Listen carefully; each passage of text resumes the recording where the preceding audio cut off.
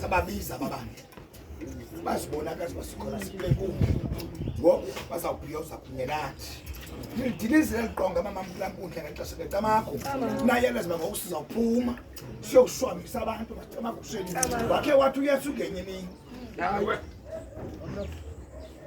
efuna ukulotyolwa inhlanzi emlanjeni Tamakho.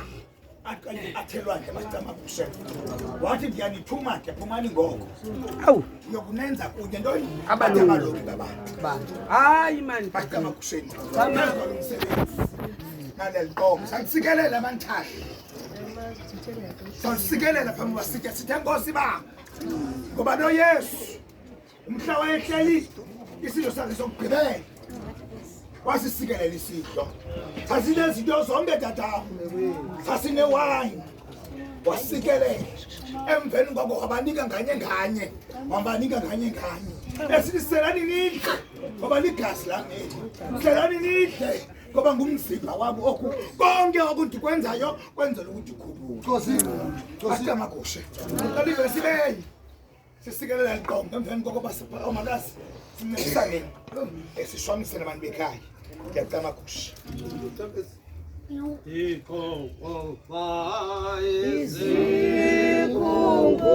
Izikhumbuzo